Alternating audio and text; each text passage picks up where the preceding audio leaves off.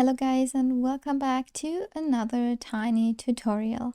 And in this video I want to show you how my workflow is for sculpting some muscles and maybe bigger wrinkles. So we don't really need a lot here. We are just using the default clay build-up brush with the default alpha squared image, and you can find that in every ZBrush version. And I really like to work with the clay buildup brush because when you look here at the ears, you see when you're sculpting with this brush and the alpha image, then you get these really nice textures on the skin. And this is important when it comes to making the creature more alive and getting a little bit of more realism into it. So keep that in mind that this brush is definitely something you should try out.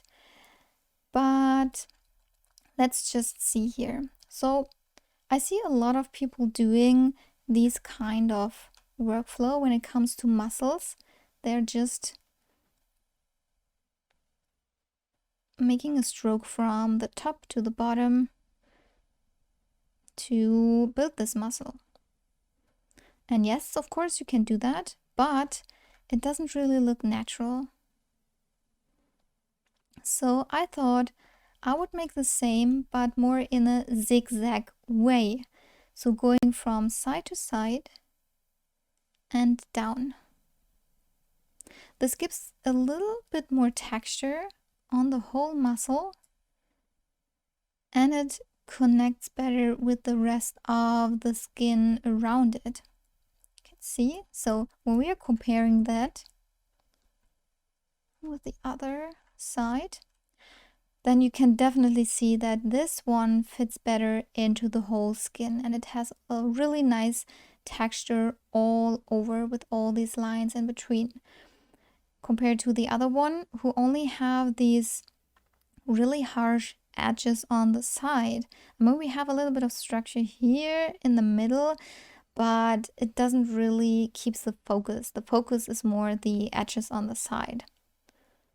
So this is something we don't really want. I mean, we can definitely go over this kind of technique as well with the zigzag to just make it a little bit more realistic. So if you want to use both techniques, then I always recommend just using the zigzag technique over the other one to just connect everything together, especially here on the sides. We can do that on other parts as well. So when we are just going from one side to the other, it looks like this, and we're getting these harsh lines on the edge or here on the eyebrow, like this. And then we are using the zigzag technique on the other side. It depends on how strong you want to have the brush stroke. You can always change that. But when we are comparing the sides now, again, this side, then you see that the sides has a little bit more natural flow into it than this side.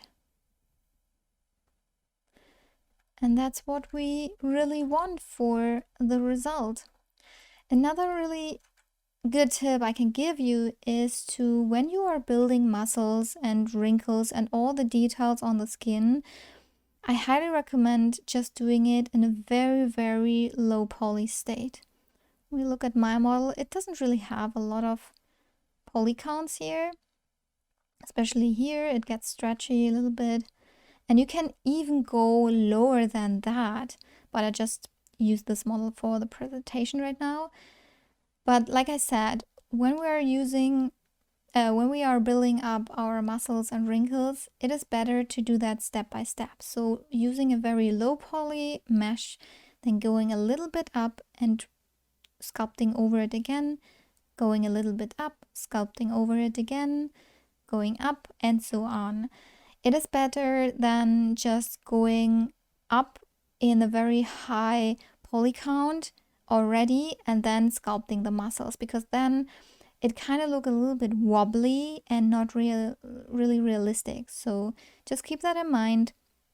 Build up your details, build up your skin structure instead of just moving into details immediately in the beginning. But yeah, I really hope that helps. Try to remember the zigzag technique when it comes to muscles. And yeah, I hope that helps, and I wish you a good day, and we'll see us in the next video.